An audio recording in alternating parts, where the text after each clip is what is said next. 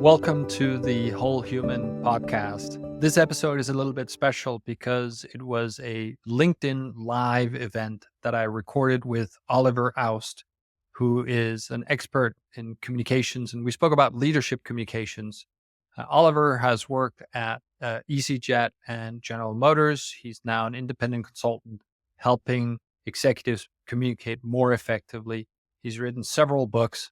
And we had a lively conversation about a bunch of different topics, from crisis communications to how to lead intentionally and a bunch of other things. I hope you enjoy the episode. I'm really happy we finally get to do this, Oliver. Me too. Today, we're going to talk about effective leadership communications, a topic of which you are an expert. And we're also going to cover a couple of other different topics. The way that we've set it up to the people watching this is Oliver and I have shared 7 questions, maybe 8 or 9, from each our side that we're going to try and get through. And then, of course, we'll take questions from the audience. You can either write them you have to write them in the comment thread of this live event, and we'll be sure to pick those up along the way. We've decided that instead of just doing it at the end, we'll take a break in between, look at what questions have come along, and then try and address those in turn. And we'll try to get to everything and have an interesting conversation that hopefully will be helpful to all of you. So with all that admin out of the way, Oliver, why don't you tell people who do not know who you are and what you're all about? Thank you, Peter. I'm really glad we're doing this, and it's really great to connect.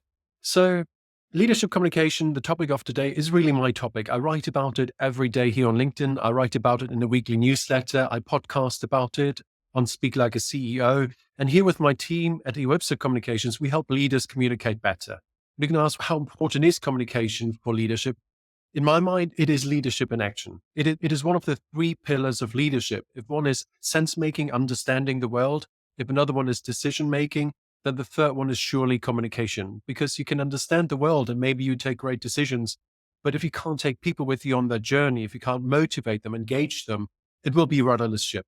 So communication is increasingly becoming the bottleneck in large organizations and small organizations alike. And that's why we focus on it so much. And it's a passion topic. It's a topic I've been working on and studying since the 90s, since I basically was a student, and I went to London, become a spin doctor, and learned everything there is to know about communication on the way, but I'm still learning every day. And what I learn, I immediately share with the community on LinkedIn and everyone else who's interested in listening. Excellent. And for those who don't know me, my name is Peter Sorgenfrei. I've spent the last 20 years building 6 companies, some of them successful, some of them not so much. The last 4 years, I've been a coach to founders and CEOs globally, currently clients in 7 different countries. And a topic that I often talk to them about is communications, right? Because it is surprisingly difficult to get right. It's surprisingly difficult you have a thought, you have a good intention, and you try to transmit it either verbally or in writing, and something completely different is either heard or interpreted from what you've said. So what are some of the, I think we want to go back to start where we wanted to start our conversation around the trends in communication, right? Mhm. So from my perspective, there's more of it in more channels, with more people, with more cultures. How do you navigate all that? How do you set yourself up for success when communicating Yeah. with people, Oliver? It's really about those first principles, right? To understanding who you are, what you are about, having that narrative for yourself and for your company, being very clear how you want to get that across, on which channels, what the time frame is you dedicate to this. The narrative is different from the story. The narrative is the Christmas tree, and the stories you may tell, those are the baubles, the tinsel with which you decorate your narrative. But that narrative, that very clear story, big picture story, needs to be at the beginning of that journey. And then, of course, it's how do you deliver that, what you say and how you say it. And how you say it is part of the equation, I would argue. It is wonderful to have a good narrative, but you also need to be able to get that across to people and engage them.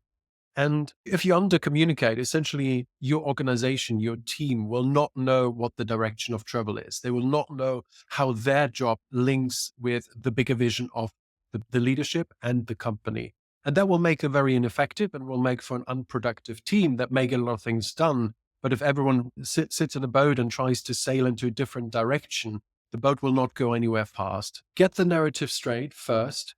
Be sure you have the clarity that people understand. Then work on the delivery, that you are able to deliver your message in a concise and compelling way. And thirdly, decide on the channels that you want to prioritize. So some people, some leaders are very good with the spoken word. They love to be in front of a camera, in front of a microphone, LinkedIn Live, right? Use that.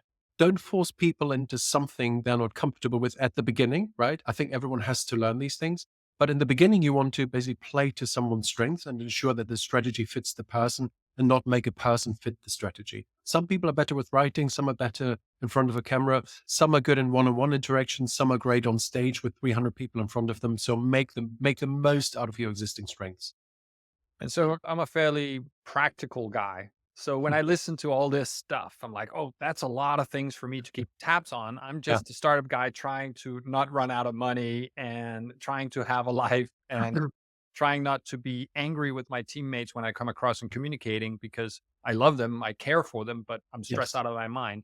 So one of the things that I've advocated a lot is before you have to communicate something where you have a suspicion that it might be a little bit tricky, just write it down for yourself. Sit Yes. down with a blank piece of paper and write down saying, all right, I'm going to talk to the team about, let's say it's a challenge situations like layoff.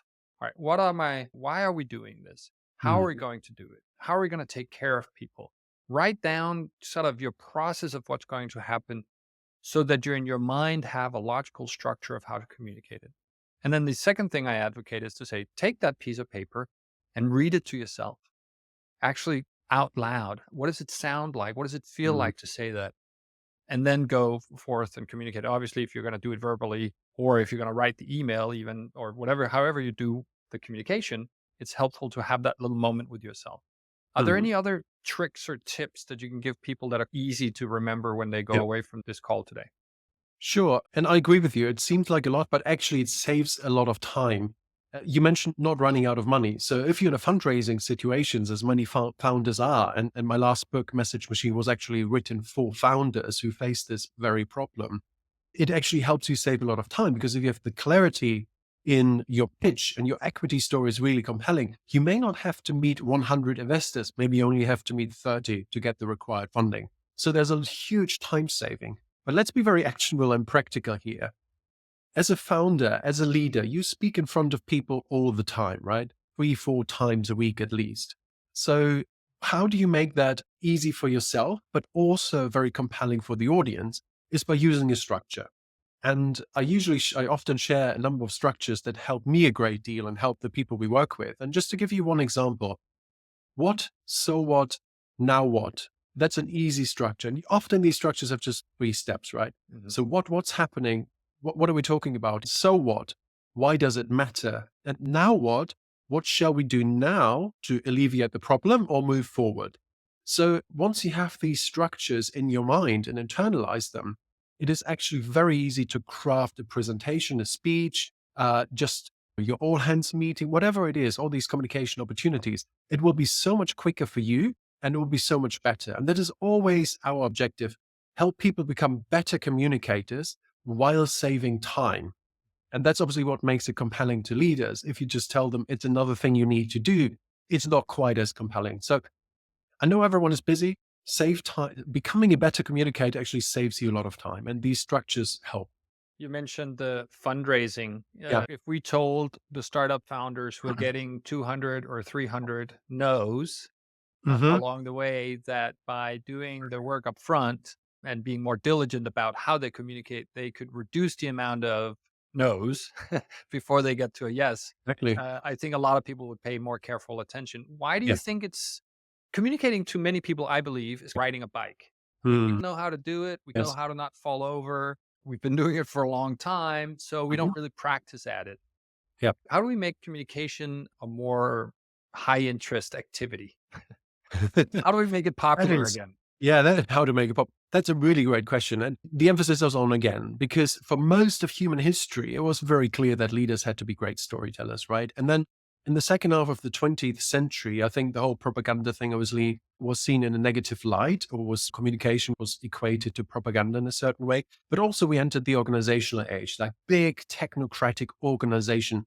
The big state apparatuses were built, as well as the biggest companies we've seen in history so far, right? Big car manufacturers and so on. And in a way, communication and speaking and storytelling became a lost art. And I think, especially since COVID, we're coming out of that. And I think this is a good development. COVID was an accelerator because leaders saw that they had to get better at communicating with people internally. And now, externally, with the advent of AI, and also, you mentioned at the beginning, cognitive overload, there's so much happening that I just have to become a better communicator to make my unique voice heard. And it's also an opportunity for me to position my company, position myself, attract customers, attract top talent, and attract investors. And these are really the three things a company needs, right? Investors, top talent, and customers. If you have enough of those, you don't have to worry about the business. So Right. usually one of them is lacking, or two or three of them are lacking. But communication helps you attract these three key groups of people to your business. And that's really what usually convinces people is that, you're right. If I had more customers, if I had more top talent, more investors, my problem would go away essentially. Yep. Communication helps you achieve that. All right. We've gotten a couple of questions. One is from Yeah. Jurgita. I hope I pronounced that correctly. Who asks, "What is narrative, mission, vision, or something more close and easily understandable to people?" The way I would answer that question is narrative is the story. It's Mhm. what you're telling people. It's a fancy word for story. Is that fair, Oliver? Yeah, I would say it's the big picture story. So the American dream is a narrative, right? Or Yeah. the European dream is a narrative under which a lot of stories are true. So it's the one big picture story. Got it. And then we have another question here from our friend Alexei, who says, "What strategies can leaders employ to ensure their communications effectively motivates and inspire their teams members towards common goals and objectives?" My answer Mhm. there would be enthusiasm is always good, Yes, it's infectious. transparency. And the way that I've always done it is I actually didn't try to do it differently than just being me. So the Mhm. way that I would do it is bring all of me to the communication. If it was good, it was upbeat, a lot of energy, positive. If it Yeah. was bad, people could actually see and feel me in the communication. And I think that helped them understand my message better. Do you have other pointers? I'm fully on board with that. I would add that it is push pull exchange. That the kind of system you want to build, especially as an organization grows. So a lot of companies push out information, but don't necessarily pull information in forms of surveys, in terms of asking people what they think, what helps them. It's a lot of listening that leaders have to do that. And exchange is really sitting down and talking to people at all levels. And there's some famous examples. Airbnb is one of them, where the leaders actually do take people out for dinner at all levels of the organization, listen to what they have to say, and go into an exchange. So think about this as a push pull exchange exercise where it's not just pushing information out, it's listening and it's going into exchanging views. Got it. We'll remind people, thank you for those two questions. If anybody else have any questions, just type them up and we'll pick them up as they come in. It's a lot of fun to Yeah. answer your questions rather than listen to ourselves talking. I've a question for you, Peter. Oh, So here we go. you talk a lot about intentional leadership. How does that relate to communication? I think it's about being aware of what you're going to do. So as you turn on the computer in the morning and meet your team, or as you go into the office and meet your team, having an intention for who are they going to see? How Mhm. are you going to do what you need to do that day? And as it relates to communication, it's intentional. I think one of the many mistakes I made early in my career was I would just share like an idea in the hallway, communicate it, but it never came Mm. out. But what you realize when you're a leader or CEO of a company, the entire ship then goes in that direction. I Yeah. wasn't intentional with my communication. I didn't think Mhm. about what happens after I say whatever I'm going to say. So, intentional leadership is maybe just a fancy word of being aware of who you are in the space and how people are going to respond to how you lead. And a large part of that is your verbal and physical communication, right? We all know the one where Yes. if I sat like this in meetings, I'm having my arms crossed, not watching the video. Clearly, people are getting a signal. So, intentional leadership is about being aware, essentially.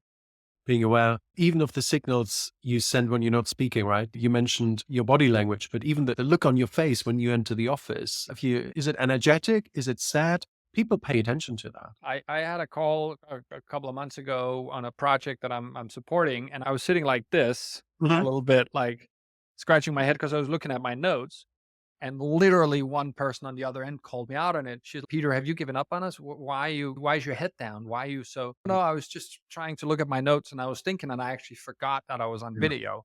So it's very clear that people actually see these signals. Unfortunately, they don't necessarily call you on it. So you Yeah, yourself have to be aware of it. that's right. All right, very good. So we're 16 minutes into this. I hope the people on the stream are enjoying it. Please do fire off your questions as you have them. Another question, another topic that we had between us was you wrote something like magic words to get what you want. I only know one, and it's Please, it's actually the first one we learn or being right. called. This is not a concept invented by me. It's a book by Jonah Berger, who's written some fantastic books that touch on leadership and communications. And to give you an example, so basically the message is words matter. Yes, please makes people more likely to comply with your wishes, but there are others. So for instance, if you use the noun, it ties the word to your identity. So if I say be a leader, that's stronger than saying lead, or be a voter, not just calling you to vote. So nouns help us tie an activity to our identity. And we can also say, what could we do instead of what should we do? Mm. That gets people, according to surveys, more excited and more creative. So, what could we do? It opens possibilities rather than should, which narrows them down. So, it's a wonderful book, which I can really recommend. It's a fun read, but also very useful because it opens your eyes to what seemingly are small differences, but make a big difference in terms of the impact and the outcome. Would you just remind or repeat the name of the book and the author, please? Yes. The book is called Magic Words by Jonah Berger, Got it. Erger. It's funny as you say that. So some of the topics I work with people on is getting them to sleep better and Mhm. remembering their exercise and honestly remembering their relationships and stuff. And so one of the and congratulations on your recent marriage, by the way. Thank you. Now Thank you. announced to Last the weekend, world. exciting times. But I've caught myself saying things like and teaching people saying, "You're not going to go for a run, you are a runner." Right. Or if they have trouble sleeping, instead of saying I have trouble sleeping, saying actually I'm a good sleeper. So Yes. by changing, we're back to the narrative, Georgita, by changing how you talk to yourself, the words that you use, you can actually put yourself in a mind frame that gets you that result that you want. So in that way, Yeah. it's a magic word, even in your internal dialogue, Right. which I think is a good thing to remember. It's an interesting point you're making that effective leadership communication starts with ourselves, right? How we talk to ourselves. If we are too harsh with ourselves, that will probably ooze out. But if we're too soft and too forgiving with ourselves, that may set low standards. So the self guiding and self leadership part is so crucial as well. Yep. Yep. All right. Where should we go next, Oliver? What I have a topic should question we for cover you. now? Can I ask you a question? You may certainly. Yeah. So you wrote that you can't force yourself to think faster. If you try, you're likely to end up making much worse decisions. And I thought that was fascinating because our whole culture and leadership ethos tends to entice us to take faster moves, make faster moves, take faster decisions. But you say actually that's counterproductive. Yeah, and I believe it is. And I think if you look at your sort of personal life, something we all can relate to, whether we lead people or not, is if we're rushed getting out of the door, chances are we forget something, the umbrella, the keys. Yeah, I live in Denmark, right? It rains here all the time. So chances are you forget something. If you're rushed in a dialogue, now you and I are talking. If I was on my phone at the same time and then writing notes, I was somewhere else and my child in the other room was calling, I just wouldn't be able to make good decisions about what I'm going to talk Mm. to you about because I'm not present with you and focused. So when you try to make or when you try to think faster or accomplish the thinking task in a shorter time span, you don't see all the angles. You don't see all the bits and bobs that you need to take with you into Mm. consideration. So I think the primary thing most professional human beings need to learn to do is to Mm. slow down your movement, honestly, not rushing all the time, slow down your thinking. So be with yourself and actually think about whatever topic it is that you're working on or thinking about. And then thirdly, and we're coming back to communications, I speak pretty fast. I've Mm. discovered when I slow down my speech and take longer pauses, people pay more attention to what I'm actually saying. So, in general in life, I think taking out pace helps you to make better decisions, come across stronger, and essentially be more impactful. Because only a few decisions actually matter, right? When you look at the life of a CEO, maybe 10 years at the helm of a company, but we can probably boil it down to a handful of decisions that really defined his tenure or her tenure. Mhm. No, absolutely. And we also all know that we all make hundreds of decisions Yeah. subconsciously every single day. And back to the intentional leadership thing, right? If we're bringing that out to everybody, try tomorrow, the people listening or watching this, to be very aware of all the decision you make, Yeah. right? From what time you're getting up, to how you get out of your bed, to how you brush your teeth, to how you put on your clothes, what clothes you're wearing, why you're making those decisions. So today I knew I was going to speak to you. So I thought, okay, I can't sit in a t-shirt. I'm going to wear something. That was a decision. All sorts of decisions like that we make all throughout Yeah. the day. Many of those decisions are not, I don't want to say life and death, but they're not that significant. If I wore a black sweater or a gray sweater, we'd probably be fine. Hmm. But the decisions that I made as a CEO, for example, in terms of who I would hire or who I would take investment from, or whether or not we should launch this product feature or that product feature, Hmm. those decisions are really big ones and they should not be made at speed. The thing I see a lot of leaders make the mistake of is they hire really fast. They're Yeah. like, holy smokes, things are going really well. We need a bunch of hands. Let's just hire this woman Yeah. because she's available. Or we make an ad, but I've already spoken to 7 people. Let's just hire one of them. That is the worst decision you can Yeah. make. So tempting and so bad. Yeah, exactly.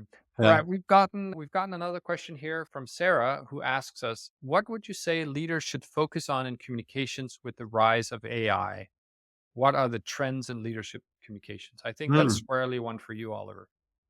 It's so fascinating and something I've been thinking about quite a lot over the last year or so. So, AI is obviously very helpful in terms of improving someone's communication, especially written communication, but also when it comes to, let's say, drafting a presentation, drafting a speech. AI is really good at that. And if you know a few prompts, as most listeners will, obviously, it can really help you. And on the other side, I would say it doesn't deliver your speech for you, it doesn't deliver your presentation for you. So, there is an element that AI can't do and probably won't do in the near future. And the way I look at it is big picture, it helps save time, makes us better communicators, but also because AI will always give us something that is not original, it's already out there. It will amplify those voices who are unique, who stand out, who have opinions, stand for something. And that's a big opportunity. And that has started before AI came on the scene big time a couple of years ago, but has really been accelerated through AI. So your unique voice becomes more valuable because of AI. And your ability to be a human being and connect with other human beings is also more valuable now. So I would say rather than competing with AI, let AI do a lot of the grunt work and focus your time and effort on building those connections and making your unique voice heard. And I want to paraphrase that to the time before AI, right? Hmm. So you worked for some pretty big companies, EasyJet, General Motors. I've always had a beef with you guys Good. because I felt that when a corporate executive came out from General Motors or EasyJet or Lufthansa, pick one, it doesn't Yeah. matter, big Doesn't. corporate that has a Hmm. communications department. Yeah. And my good friend Dan Seeger is from there when we worked together at Toyota too. It all sounded the same, man. Yep. I could have said, I don't know if this guy is selling dishwashers or if he's selling airline tickets.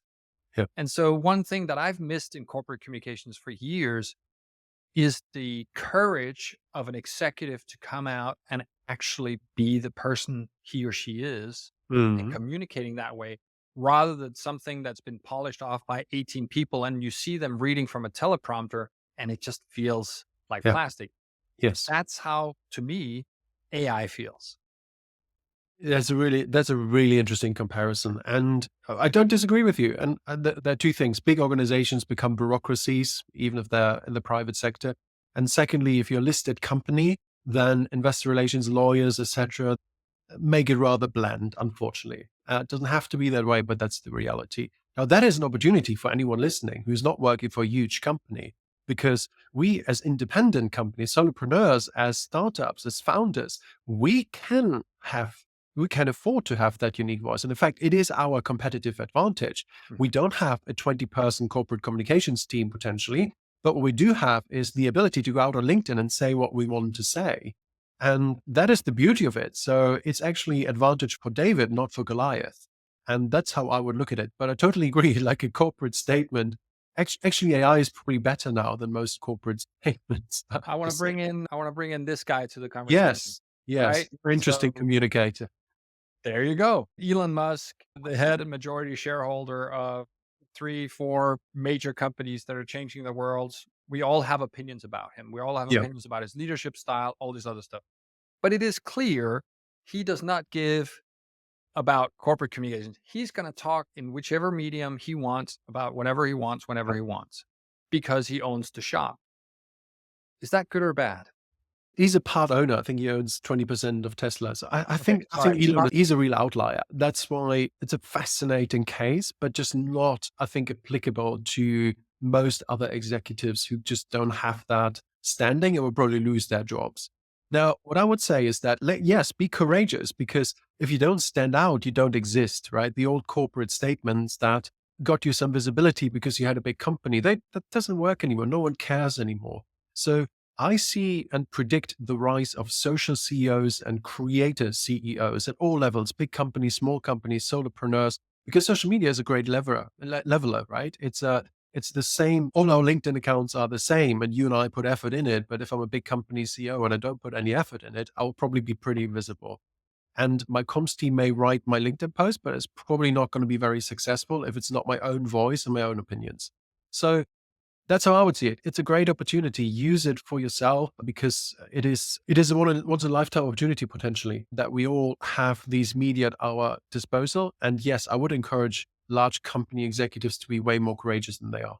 And I also think we're seeing really good examples in the social sphere. Alex Hormozi or Oh, others. There's Justin on LinkedIn, right? 500,000 yes. followers because he talks about how to use LinkedIn better. Obviously, Yeah. a good audience, but still, you can build a following by being who you are without having to be as crass and as rude as Elon Yes. is. And he's doing his. So, very good point. And these are great examples, because people like Alex Amosi and Justin and Eric Pateka, they provide value, right? Yeah. Of course, there's a business behind it for sure, but they provide a lot of value, and they're not necessarily big on all the platforms. So you see some people are very big on YouTube, but they're no one on LinkedIn and vice versa. So there are plenty of opportunities depending on your preferences and strengths.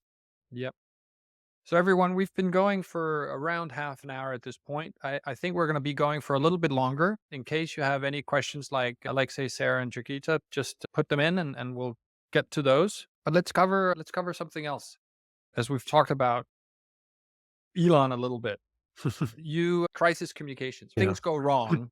How do you do that? How do you do that? That's a great question, because we see more crises spreading faster in the world. That is partly due to social media, partly due to AI. We see more deep fakes. It is an interconnected world. So, for many reasons, more crises spread faster. There's some good news in here as well, because the world moves on quicker as well. If you respond in the right way, if you respond like Boeing, obviously it goes on for years and you don't get out of that hole. But if you play your cards well, you can get out of that hole relatively quickly. Now, what do I do in a crisis? First of all, I need to prepare, right? You can't figure out what to do in a crisis as an organization when you're in a crisis, because it moves so fast that speed is of the essence and you don't have the time to figure things out when it happens. So the best preparation is to first assess your vulnerabilities. What could happen? Cyber attacks is a classic we see these days. Deep fakes. And then there are emergencies. The building may be on fire. We may lose our customer data. So there are some classics that probably apply to most companies. And there are always some specifics for companies depending on the business they're in. So I need to understand where my vulnerabilities are. And then as the next stage, I have to draft and create a crisis playbook that encompasses business continuity that encompasses crisis communications. What are we going to say? Chain of command, roles and responsibilities, logistics. But don't get too heavy on the logistics. Think about what are we actually going to do and what are we actually going to say. Mhm. And then if a crisis break, and then you want to simulate it. You want to get trained, you want to simulate it. We do these simulations, they're actually great fun. We come up with a scenario, we throw that at people and see what they do to identify shortcomings and then fix these together. So that's the process. First, vulnerability assessment. Secondly, the playbook. Thirdly, practice. Then you're relatively ready for a crisis. And in a crisis, I always advise to do the 3A and don't do the 3Ds. The 3As are you acknowledge it is happening. So that's the first thing. You know about it. And the message you're sending is, we know about it and we care. And you can do that within minutes, right? The thing that just happened, we know about it and we do care about it. We are on it, right? So that's the first one, acknowledge. Second one is act, is apologize.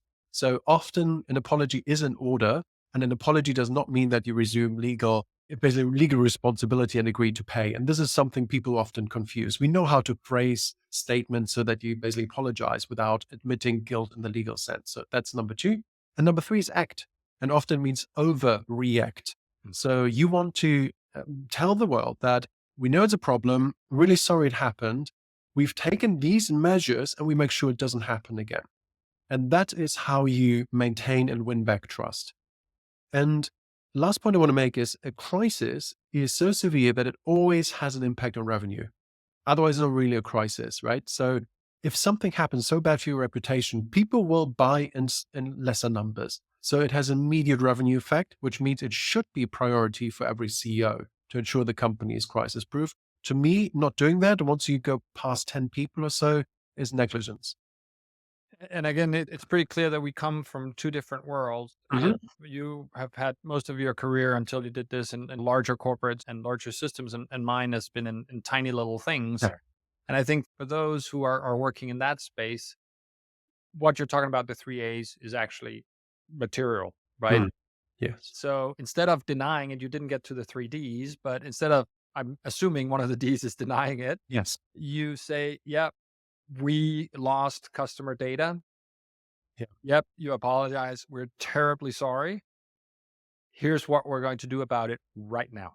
Yes. Exactly. It doesn't have to be more complicated than that. And so if you feel like creating a playbook and doing all these scenarios and doing all this training and stuff is a little bit too much for your 7-person or 27-person startup, just start with preparing yourself to be ready to apologize and accept, apologize, and act. Yes. I That's right. think, For a small company, it can be a few hours at a workshop, right? yeah, Identify the weak spots and then write down what you would want to do or what you would do, what you would say, and who's in charge. Where do you meet? What's the link to the video call, etc. yeah, So that can be done in a few hours. I agree. I wouldn't over engineer it, yeah, but it needs to be thought through because you have 4 hours maybe next month to do a workshop, but you don't have 4 hours in a crisis, right? So, exactly. There's been a couple in Denmark recently. Our stock exchange burned to the ground. This is well, a building that's several hundred years old, and they're still figuring out what happened. It was under construction. There was some renovations going on, but the image that everybody has is the employees carrying out paintings, basically national treasures yeah. that they wanted to save. And the narrative is that the CEO, he sat with a binder with pictures of all the pictures they had. And they figured out, okay, we're going to save these paintings first because they're most significant.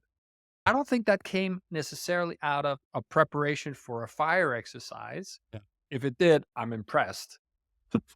But that's the story now, right? That's where we're thinking about. We have sympathy for what happened, and we're going to figure out what happened, and they're going to figure out where they're going to relocate, all these other things. But right now, there's this sense of, oh my God, these people saved our national treasure while their office was on fire. Right. Yes, the power of images, right? It is. I need to look into this. I wasn't aware of it, but Yeah, no, it's it's that's it's pretty devastating. yeah. Oliver, what would be a good topic or question to round off on today? What do you think we should? I'd love to ask you about personal growth, Okay. and I think this is an area we're both very interested in, and probably everyone listening. You mentioned that personal growth is as important as your company's growth, Yeah. and I would love to hear your thinking on this. When you think about it, when you start a company or when you resume the role of a founder or CEO at the first time, you and your skills are at one level, right? You're probably technically good, if you're a technical founder, or you're good at marketing, or you're good at some topic that got you to where you are. But now all of a sudden you have to start thinking more broadly. There's going to be other departments in the company. There's going to be a lot of other people, personalities. There's going to be external stakeholders you have to relate to. You might have to, as you talked about, pitch investors. There's all this other stuff that you have to do. And so it's erroneous to assume that you can just learn on the job, right? I'll Mhm. just figure it out as I go along. I don't think that's a strategy for success. So personal growth actually starts before you get there. It starts by saying, what am I good at Mhm. today? And what do I need to be good at in the future in order to be successful in whatever I set out to do? And then start a journey of developing that alongside developing your company. Because what we see with most companies is they start failing when the people haven't developed as fast enough as the company has developed. You have a CEO who all of a sudden has hundreds of people in their organization, but they've never developed their leadership skills. They've never developed their communication skills. They've never gotten feedback on whether they're empathetic or not. And so people start seeing that, and then they start having adverse effects. They start quitting, there start being dissonance in the ranks, all these other things. So companies typically fail. They fail for a bunch of reasons. Number one is running out of money. But number two is people. It's Mhm. because the people don't evolve as fast as the company does, or they don't get out of the way. That's another one, right? Actually, it takes a fair Yeah. amount of personal growth to realize that, yes, I might be the CEO and I've done this for this last 7 or 8 years, but it's time for me to take a step back or go down to a technical role or something else. Yeah. You don't do that unless you've developed personally along the way. And that's why a company failed. We've actually gotten down to the wire. We gotten another question from Aya, which we will close off today's session with. And the question is, how do we ensure the vision and mission communicated to middle management is cascaded well to the whole organization? That's a good one, right? Yeah. There is a CEO and an executive team. This is where we're going, guys. They tell their middle managers. Yeah. And then the rest of the organization is like, what? How do we do that? So my view on that is a little controversial. I don't believe in cascading because it doesn't work in my experience. And I would rather have the leadership ensure that all levels have access to them. It comes back to push-pull exchange, right? You go into the exchange and you make sure through the channels you have, from social media to your internal channels, that you communicate your vision directly. So nothing gets lost in the middle, and that you also get direct feedback and understand which parts may not be clear and need to be clarified going forward. We know from surveys and studies that the vast majority, or the majority of people in large organizations, probably also small organizations, they don't understand or know the company's strategy or how they should act upon it and execute against it. That's a huge problem. We also know from studies that once you have a proper internal communication system set up where the CEO is really the chief communicator, it increases dramatically. So the vast majority of people understand the strategy and can act upon it. So that's the difference. And that's why I would say cascading doesn't work. I would delete the word from the vocabulary of organizations if I could, because it gives people in leadership positions the illusion that they can say something to the next level and everyone in the organization would know about it, when we know that is not true. It's like the game of telephone. We're standing in a Yes. circle and I say a sentence to the person Yeah. next to me and they repeat it. And by the time the sentence comes back to me, it's gibberish. And so somebody once told me, a very astute chairman of one of my companies, he said, it's like marketing. Hmm. People need to hear or see the message 7 times in order to act and understand it. So just because you've said something in an all hands and you've sent the email afterwards and you've told your managers to reiterate at their next one-on-ones, you're still 4 short of the amount of times that people need to hear a message in order to Yeah. internalize. Oliver, this was a distinct pleasure. I very much appreciate your time doing this. Peter. I hope the people on the stream got out of it what you hope to do this afternoon, morning, or evening, depending on where you are in the world. We've recorded this and we'll publish it probably on our podcast or on LinkedIn or otherwise. If you have any questions that you want to have answered around communications, you can send them to either me or Oliver. Please do. and we might do one of these in the future. I'd love to. And please follow Peter on LinkedIn. And his newsletter, his content is amazing for anyone in leadership positions. That's very big of you to say. I appreciate that. I should return the favor. Thank You're you. the published author and the expert on this topic. Thank you very much, everyone. Have a good afternoon.